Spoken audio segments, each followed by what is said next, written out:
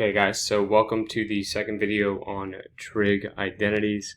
So again, this is chapter 8, section 1, and we're going through the objectives in order. So last video we did 1 through 3, now we're going to do 4 through 6. So again, this chapter is on specifically identities used to prove proofs. Just different relationships that say two things are equal to each other. In this video, we're specifically going over 3 different methods of proving these relationships. So the first method that we're going to go over is factoring.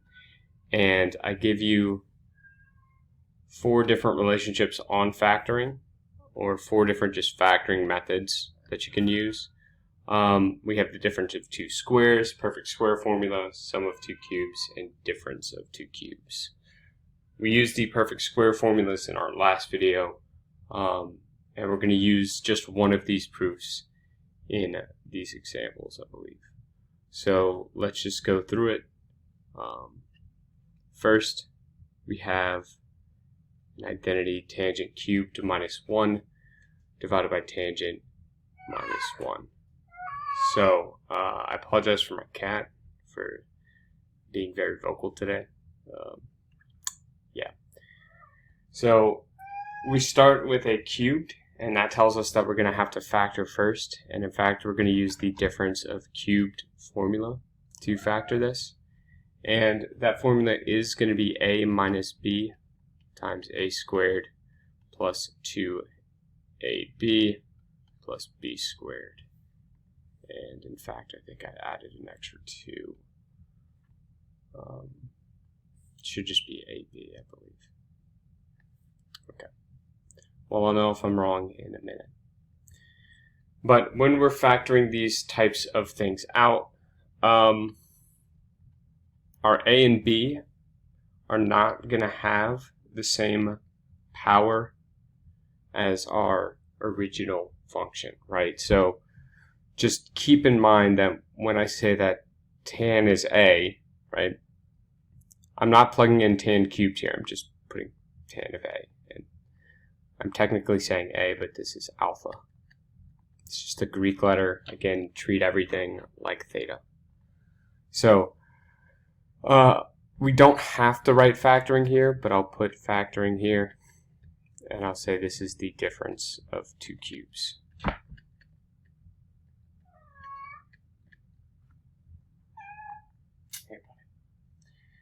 So using that formula, we can expand our numerator, just tan alpha minus 1 times tan squared alpha plus tan alpha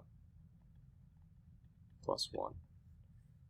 So if you're not sure how I did that, or where I got certain numbers, make sure you pause the video and try to figure that out.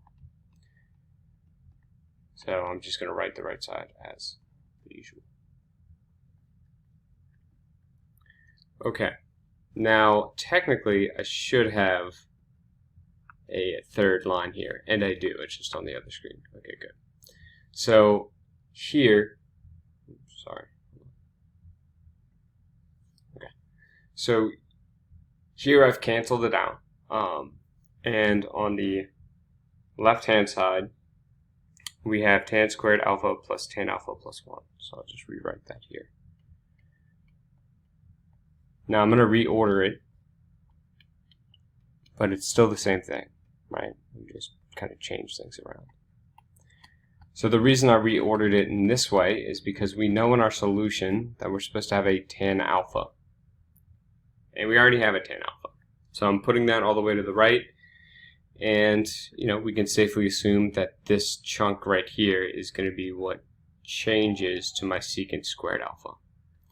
And in fact, if we look at our Pythagorean identity, which we used last time, we will see that that is exactly what our identity says. So we have that tan alpha squared minus, tan alpha squared plus 1, that is super sloppy, is equal to secant squared alpha. So we can use this Pythagorean identity to just change those first two things to secant squared alpha, and that gives us our answer that we're looking for.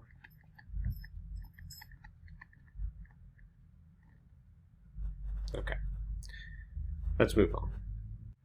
Okay, so here in this second identity we have a common factor. So if you remember from the last video, we had a common factor of 29. We factored that out, and we used an identity to replace what was left inside of our parentheses. We are going to do the same thing here, except our common factor isn't a number, it's a function. But remember, these functions can be treated just like numbers. So anytime you see trig functions right next to each other, this implies multiplication.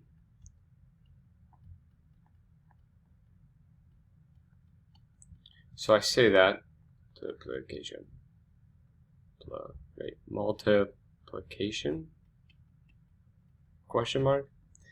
I don't know, I teach math. So this implies multiplication, and I say that because there was some confusion in class about like putting in a positive sign in between these, or not really understanding why I could factor out a sign. So hopefully this kind of clarifies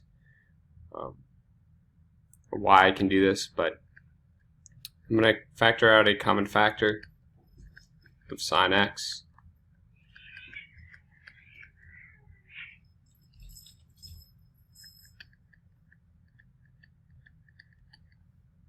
And that leaves me with sine x times 1 minus cosine x squared.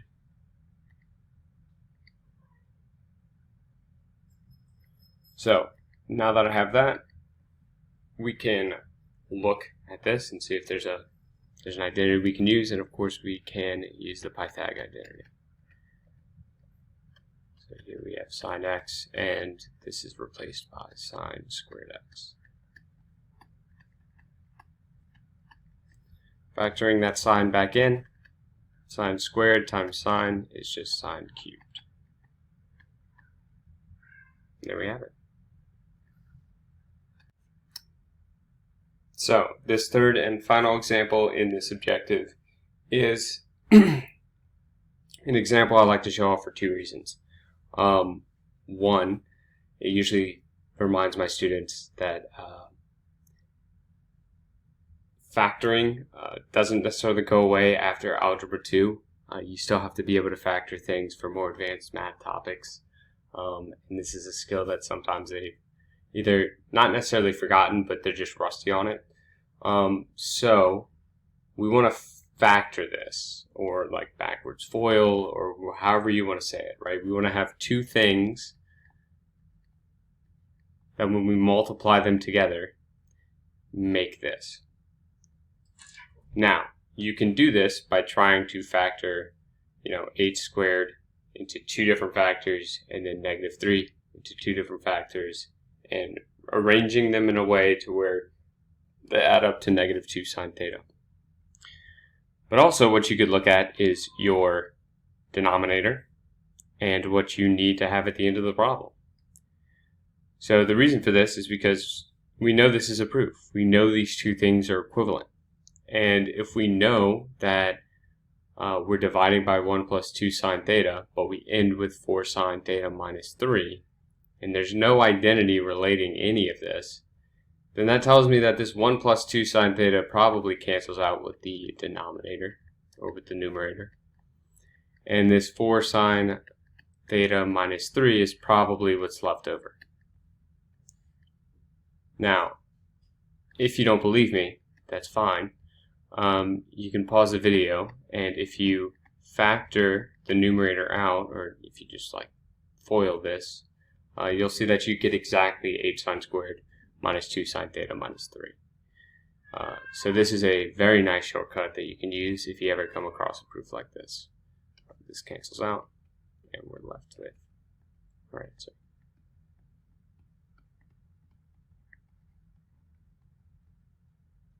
Alright, so let's move on to objective 5.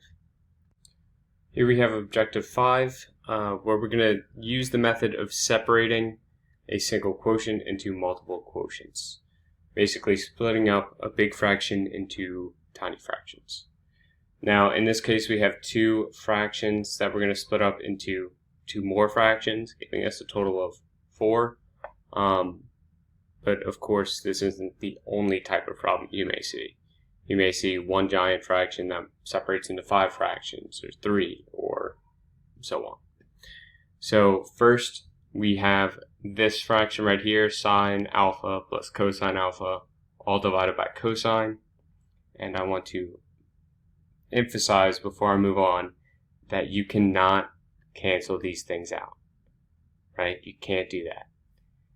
Again, use just basic algebra, right, to replace these functions.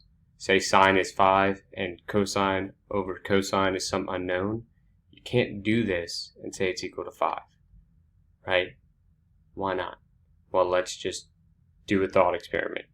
If x is equal to 0, we get 5 plus 0 is 5, 0. Now we have an undefined quantity, right? This is not equivalent to 5. Same thing if x is equal to 2, right? 5 plus 2 is 7. 7 divided by 2, not 5. So again, you cannot do this. I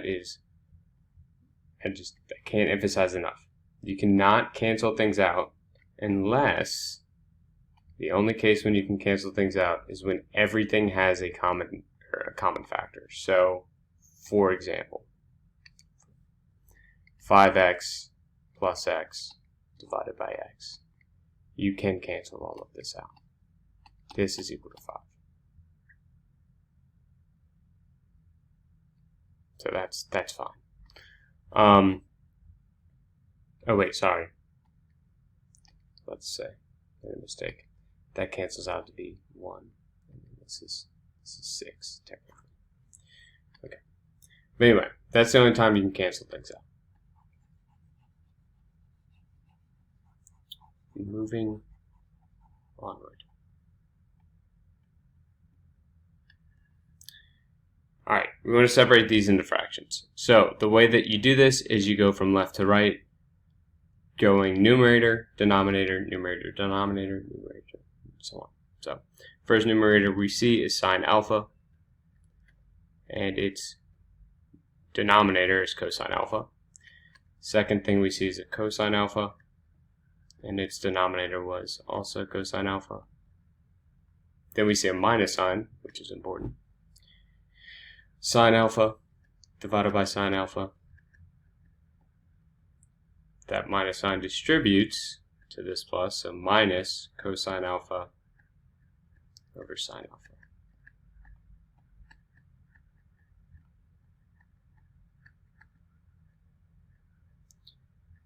Okay, now we want to cancel. This becomes 1. This becomes 1. Plus 1 minus 1 equals 0.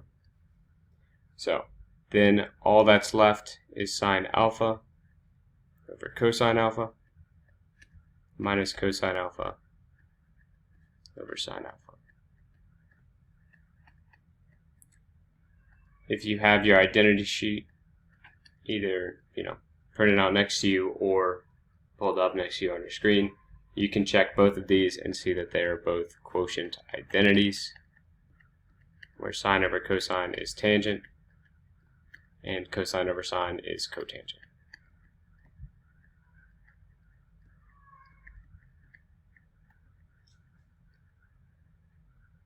Alright. Okay, so here we have our last objective, combining fractional expressions to verify an identity, and we're doing basically the opposite of what we did in objective 5. So instead of separating things into more fractions, we're going to combine into one fraction. So the first thing that we want to do whenever we're doing this is we want to find a common denominator. So our common denominator here is just going to be our two denominators multiplied together. So we multiply this left fraction by 1 minus cosecant, which becomes 1 minus cosecant squared over cotangent theta minus cosecant. And this fraction becomes cotangent squared over cotangent times 1 minus cosecant theta. And if you have any questions about that or want to figure out how I did that, maybe pause the video, think about it for a second, and then continue on. So now, since we have a common denominator, we can combine the fractions and start to simplify.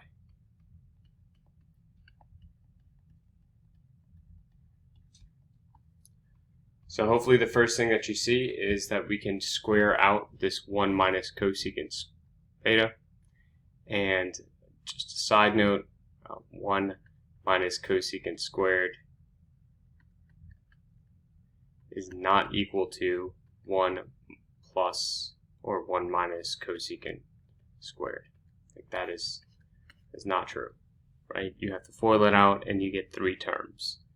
So what we get is 1 minus 2 cosecant theta plus cosecant squared theta.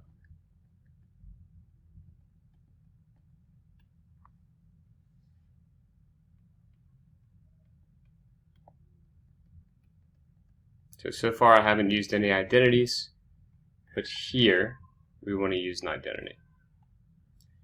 So if you notice on the right hand side, we have cosecant squared minus cotangent squared.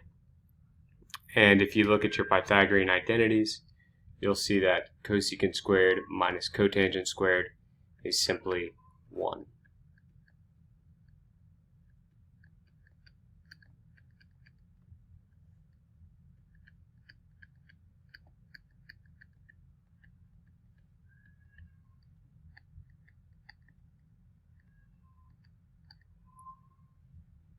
And now that we've done that, we can combine these to be 2.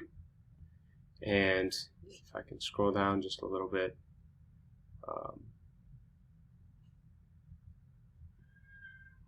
see if I can, yeah, unfortunately, moves everything. Okay, give me 1 second. Okay, so here we have the last step that I stopped at. We used a Pythagorean identity to get here. And now we can combine like terms, so to make that 1 plus 1 equal to 2. And hopefully you can see that we can factor out a common factor of 2 on the numerator. So when we do that, we can cancel out this 1 minus cosecant that is on both the numerator and the denominator, and leave us with 2 over cotangent. And remember, we can look at that 2 over cotangent as 2 times 1 over cotangent. So we can use the reciprocal identity to flip that 1 over cotangent to just tan theta.